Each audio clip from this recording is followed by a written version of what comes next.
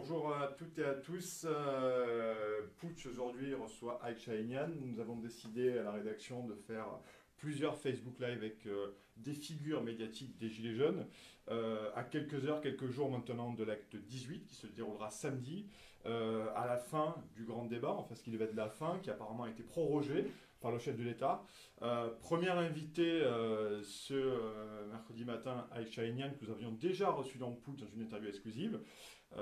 Voilà, nous avions envie d'un peu d'en savoir un peu plus sur sa vision de ce prochain acte qui sera probablement décisif pour la suite du mouvement des Gilets jaunes, sur le grand débat national qui touche à son terme, également sur son mouvement, le MAC, le mouvement alternatif citoyen, et puis important, sa relation aux autres leaders, ou du moins figures charismatiques et médiatiques du mouvement des Gilets jaunes. Aïk Shahinian, bonjour. Bonjour. Merci d'avoir accepté notre invitation sur Putsch. Première question simple. Comment voyez-vous le prochain acte qui se déroulera samedi à Paris? Comment ça va se passer selon vous?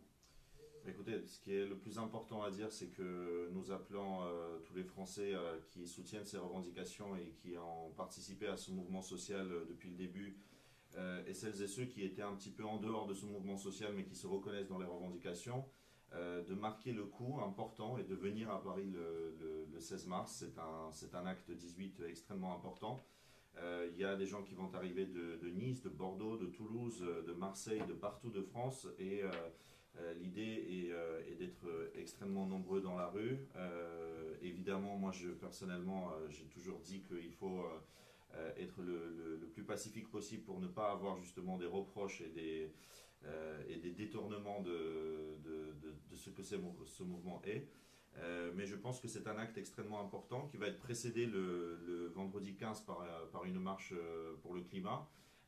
Et samedi d'ailleurs, il y aura des gens aussi de la marche du climat qui vont rejoindre les Gilets jaunes. La fin du mois, la fin du monde, le même combat. Très important message, et on voit qu'il y a de plus en plus des convergences de lutte en fait, et un rassemblement autour des questions sociales. Donc un acte extrêmement important. Je serai à Paris dans la rue et j'appelle tout le monde à nous rejoindre également. D'accord, donc effectivement, grand débat devait se terminer dans les prochains jours. Le chef de l'État l'a prolongé. Vous, aujourd'hui, quel est votre regard sur ce grand débat, sur ces semaines, ces semaines qui ont émaillé, ou du moins est-ce que vous pensez que ça a été constructif? Est-ce que vous pensez que le grand débat va apporter des solutions, va permettre de répondre aux revendications des Gilets jaunes? Peut-être plus le temps y passe, plus les ressentis qu'on avait au moment où le grand débat a été annoncé se confirment.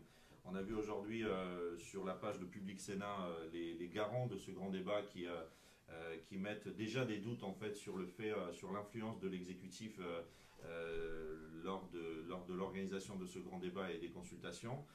Ils mettent eux-mêmes déjà des doutes sur le fait que sur 10 000 réunions, il y a eu seulement 4 600 cahiers de doléances qui ont remonté, donc quasiment la moitié.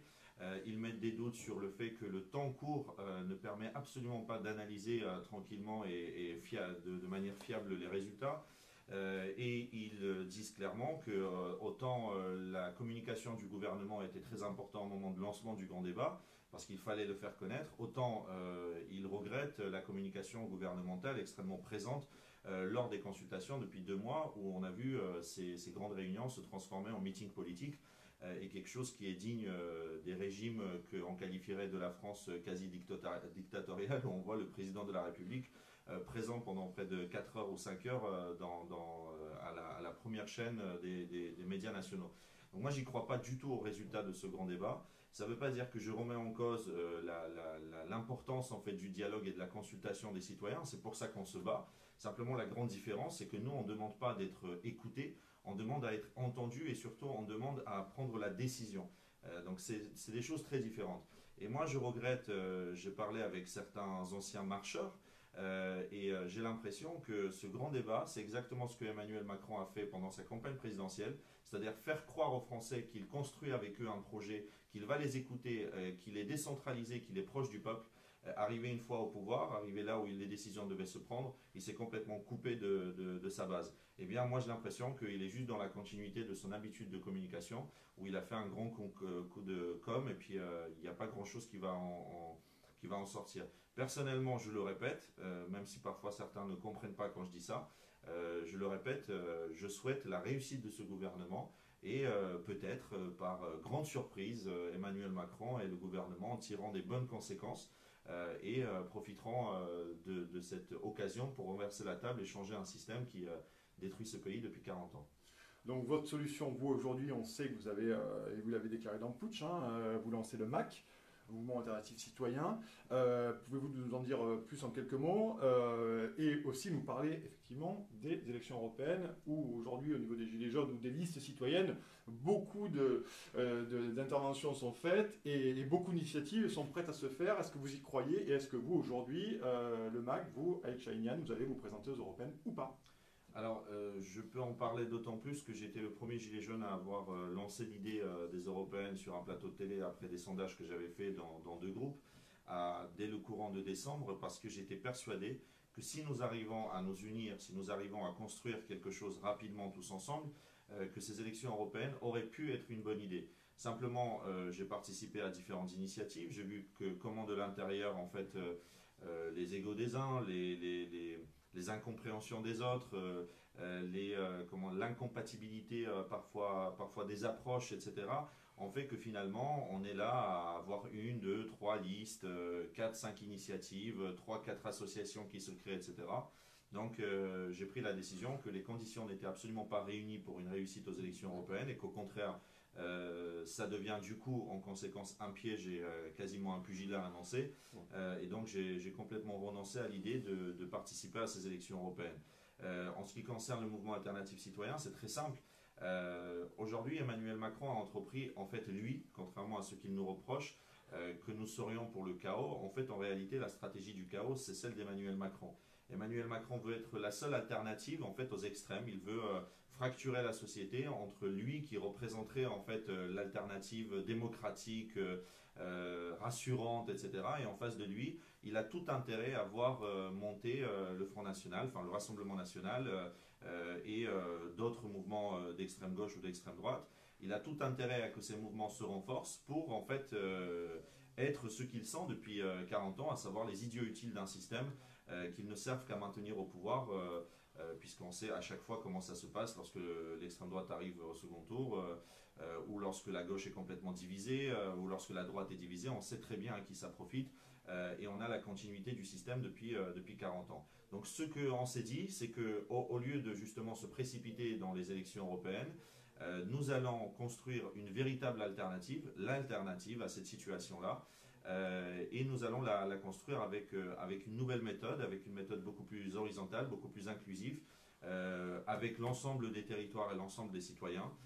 Et l'idée, elle est simple, c'est de faire en sorte d'avoir un autre choix que entre Macron et entre les extrêmes.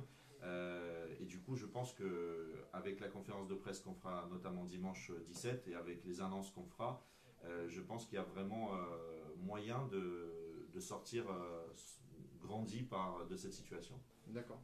Donc l'Union européenne, aujourd'hui les élections européennes, pour vous, c'est pas du tout l'objectif et vous y croyez pas. Vous ne pensez pas être représentatif électoralement au niveau de ces élections-là. Quel est votre sentiment, vous, aujourd'hui, sur l'Union européenne? C'est très simple. En fait, je répète, si nous étions capables de faire une seule liste de manière coordonnée, de manière intelligente, où nous aurions pris du temps à construire un véritable programme dès le mois de décembre ou dès le mois de janvier, je pense que nous aurions pu faire une véritable surprise pendant ces élections européennes. Plus le temps est passé et plus j'ai vu comment les choses se mettent en place, j'ai compris que c'est complètement suicidaire d'aller dans ces conditions-là. Et dans ce cadre-là, moi j'appelle, même si ce n'est pas à moi de leur dire ce qu'ils doivent faire, mais en tout cas c'est un conseil amical que je donne à celles et ceux qui se préparent à lancer des listes de manière séparée, d'éviter de faire ça parce qu'ils risquent de le regretter très fortement. La machine de guerre de la Macronie s'est mise en route. Elle n'a pas en face d'elle aujourd'hui quelque chose de structuré. Et moi, j'ai envie de dire que par rapport à ce que nous sommes en train de construire, les élections européennes, ça va être le dernier acte du théâtre habituel de la classe politique. On leur laisse s'amuser entre eux et nous, on construit l'alternative, notamment pour 2022. D'accord. Donc, est-ce que vous pensez, est-ce que vous êtes de celles et ceux qui pensent qu'une présentation de liste gilets jaunes ou liste citoyenne, parce que certains ou certaines différencient les deux, hein, liste citoyenne, liste gilets jaunes, est-ce que ça ferait le jeu des LREM? Alors, je ne verrai pas ça comme ça. Sur le court terme, de toute façon, je pense pas que en fait, ça fasse le jeu d'Emmanuel Macron sur le court terme dans l'immédiat. Il a sa base électorale, tous les sondages le démontrent qu'en fait, il a un socle de 20 à 23 ou 24% qui sont là, qui ne bougent pas. Et de toute façon, c'est une élection à la proportionnelle. Donc Emmanuel Macron, qu'il soit premier ou qu'il soit deuxième, il aura ses députés, il sera au Parlement. C'est pas ça le plus important. Le plus important, c'est que s'il y a une liste Gilets jaunes aux européennes ou alors une liste citoyenne et qu'elle fait un très faible score, ce qui sera le cas, parce que vu comment les choses se préparent, l'exécutif pourra dire, mais voyez, vous ne représentez pas grand-chose. Quand on a vu le sondage courant janvier qui donnait une liste Gilets jaunes à 13%, on voyait qu'il y avait quelque chose d'important à faire. Pourquoi maintenant c'est 3%? Ce n'est pas parce que les gens qui étaient prêts à voter Gilets jaunes sont disparus. Simplement, ils ont vu que ces listes s'organisaient de manière un peu amateur, de manière pas structurée, qu'il y avait des dissidences, etc. Et que du coup, bah, ils sont retournés à vouloir voter les partis traditionnels. Donc c'est pour ça que moi je n'ai pas envie de participer à ces élections, parce que je pense que le projet que nous pouvons construire, il est beaucoup plus important, beaucoup plus profond, et que la France mérite d'avoir une alternative véritable en 2022. D'accord.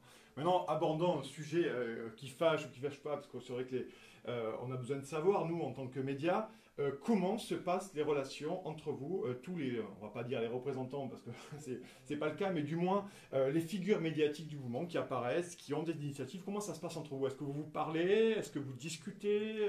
Qu'est-ce qui est prévu ou qu'est-ce qui est à prévoir ou qu'est-ce qui n'est pas à prévoir d'ailleurs? Écoutez, c'est un mouvement jeune qui a été spontané. Nous ne nous connaissions pas. Donc effectivement, ça a évolué un peu. Chacun a pris ses initiatives, chacun a essayé d'avancer le projet et se rendre utile comme il a pu. Maintenant, en ce qui concerne le 17 mars et l'avenir, le 16 mars pardon et l'avenir, je pense sincèrement, et j'ai effectué un appel, et je le réitère cet appel-là, il faut absolument que l'ensemble de ces figures médiatiques, parce qu'il faut à un moment donné être honnête, malgré le fait que nous ne sommes pas des représentants, malgré le fait que nous ne sommes pas peut-être des chefs, etc. Ça, je veux bien entendre, mais nous avons quand même une influence sur le mouvement. Nous représentons pour l'opinion publique ce mouvement. L'opinion publique regarde ce que nous faisons pour avoir une idée et une image du mouvement. Et c'est à nous de prendre cette responsabilité et d'être à la hauteur de ça et de montrer une image d'unité. Donc malgré nos divergences éventuelles qu'on peut avoir, malgré les malentendus qui ont pu exister depuis 3 mois, parce que nous étions tous la tête dans le guidon et nous avions beaucoup de travail et ce n'était pas notre monde à nous. On a fait beaucoup de sacrifices et beaucoup d'énergie. Je pense que maintenant, il est vraiment le temps, et je réitère cet appel, à que tout le monde se rejoigne, au moins pour une réunion de travail, à savoir Priscilla, Eric, Maxime, Ingrid, Benjamin, Jérôme, François, tous en fait, j'ai oublié certains, mais tous, on se rejoigne, et j'ai déjà proposé d'ailleurs à prendre la partie organisationnelle et logistique de cette réunion à Paris. Je peux l'organiser, il n'y a aucun souci là-dessus. Simplement qu'on se retrouve autour de la table. Et là, il y a deux solutions. Soit on arrive à se structurer tous ensemble dans une structure pour travailler. Si ce n'est pas le cas, ce n'est pas très grave, parce que je sais que certains sont contre la structuration, mais qu'on arrive au moins à coordonner nos actions. Et là, on aura une force extrêmement importante, parce que je pense que chacun de nous a des qualités et des défauts. Je pense que chacun a des capacités différentes. Quand je vois que Jérôme, Eric, Maxime, je pense qu'ils ont une forte capacité de mobilisation sur le terrain et de mobiliser, ils ont un fort réseau pour mobiliser les gens. Je pense que François, moi, Ingrid, on a une forte capacité, je pense, de représenter auprès de l'opinion publique le mouvement et le défendre correctement. Je pense que Priscilla, c'est quelqu'un qui aime beaucoup faire des réunions, travailler plus sur le fond, parfois dans l'ombre. Elle n'aime pas trop forcément être dans les médias. Et je pourrais continuer la liste comme ça longtemps. Je pense qu'on est tous très complémentaires si on commence à travailler ensemble. Maintenant, c'est vraiment un appel que j'ai à l'éther. Je pense qu'il faut absolument qu'on se mette autour d'une table qu'on laisse nos divergences éventuelles de côté et qu'on voit qu'est-ce qu'on peut faire ensemble. Soit travailler ensemble au quotidien, soit se coordonner. Mais j'ai toujours cru que une révolution citoyenne et un changement de système se fait avec deux bras. Un bras plus terrain, plus militant, plus mobilisateur, et puis un bras plus institutionnel, plus constructif, etc., dans le plan institutionnel. Je pense que si on arrive à construire ça, c'est là où le gouvernement tremblera. Alors vous pouvez, je rappelle, poser vos questions à Aïcha Aynian en direct, qui est venu très gentiment jusqu'à la rédaction de Putsch pour répondre à nos questions. N'hésitez pas à liker, à partager ce live de manière à ce que le plus grand nombre le voit et à aimer la page de Putsch. Donc là, Aïcha Aynian, si on comprend bien, vous faites un appel à l'unité de toutes les figures médiatiques aujourd'hui, les Gilets jaunes, ce qui est assez nouveau aujourd'hui cet appel, parce que peut-être que la prévision, la perspective de ce 18e acte, est-ce que pour vous il va être décisif ce 18e acte par rapport à l'exécutif? Je pense qu'il est décisif et je pense justement que cette union va être décisive. Il faut bien comprendre que la France tout entière va regarder ce 18e acte. Et c'est un message extrêmement fort que de voir toutes ces figures que les gens ont vues sur les plateaux de télé depuis 4 mois, ou dans les médias, ou dans la presse, etc., ou sur les réseaux sociaux, d'être tous ensemble, réunis, soit en tête de cortège, soit dans la manifestation, tous ensemble, même si ça doit durer 1 heure, 2 heures, on doit se parler, etc. C'est une image forte, et je pense qu'il faut la faire, c'est quelque chose de très important. Je voudrais juste ajouter une chose, c'est que en réalité, les gens attendent cela. Moi, j'ai été extrêmement surpris, à titre anecdotique, mais nous avions fait chez vos confrères d'RT France une émission récemment où nous étions 4 sur le plateau. Nous étions d'accord quasiment sur tout, et je suis certain qu'en fait, on est d'accord quasiment sur tout parce qu'on porte la même cause et les mêmes valeurs. Lorsque nous avions fait une simple photo à la fin de l'émission, énormément de gens ont adoré de voir 3-4 personnes ensemble. Et ça en dit long sur le besoin des gens, besoin des gilets jaunes, besoin des citoyens, de nous voir unis. Les gens, ils en ont marre des divisions, surtout lorsque ces divisions ne se font jamais sur le fond. Parce que le fond, on est d'accord sur le fond. On a des divergences sur la méthode, donc on peut être complémentaires, chacun peut faire à sa manière, mais en se coordonnant. Et on a des divergences, on n'a pas de divergences en réalité. Donc il y a quelque chose à faire là-dessus, et je pense que autant Maxime, autant qu'Éric, autant Jérôme, autant François, etc., Priscilla, Ingrid, Benjamin et tous les autres, on a quelque chose à faire tous ensemble avec nos compétences et nos authenticités. Pour vous, ce serait la force effectivement pour arriver à une solution, pour une sortie de crise des Gilets jaunes. Est-ce que cette union pourrait faire faiblir ou du moins pencher l'exécutif dans les revendications qui sont justice sociale, justice fiscale, plus de démocratie? On l'a vu avec le RIC, la demande insistante du RIC. Vous pensez que c'est la bonne solution aujourd'hui? Ah bah ça va casser complètement les arguments du gouvernement qui souhaitent nous faire passer pour des gens complètement divisés, qui ne s'entendent pas, qui ont des revendications trop différentes. En réalité, je répète, à chaque fois qu'on se retrouve sur un plateau avec plusieurs gilets jaunes ou quand on se retrouve dans un bar, etc., on pense la même chose et on se bat pour la même chose. Donc voilà, je pense qu'effectivement, le gouvernement va avoir beaucoup de mal derrière à répondre à ça lorsqu'il verra qu'à la fois les leaders se sont rassemblés et arrivent à mettre leurs divergences de côté et construire ensemble, à la fois le mouvement continue dans la rue et à la fois le mouvement rentre aussi dans le cadre institutionnel. C'est la totale pour eux. Ils ne sauront plus vraiment quoi dire en face. Parce qu'on l'a vu, effectivement, Édouard Philippe, Marlène Schiappa, notamment, ont déclaré ces 10 derniers jours que le grand débat national, probablement ne pourrait pas satisfaire toutes les demandes des Gilets jaunes. Donc déjà, on a l'impression qu'il y a la technique du parapluie qui commence à être ouverte, parce que peut-être l'exécutif Emmanuel Macron, a un peu peur de ce qui va sortir et se retrouve un peu coincé. C'est votre sentiment, vous, Aïcha Aynian? Mais quand j'entends les grands garants expliquer qu'en fait, l'exécutif a quelque part... comment dirais-je, influencer les idées, influencer les choses qui ressortent, que c'est trop court pour analyser. Moi, vous savez, faut pas être dupe.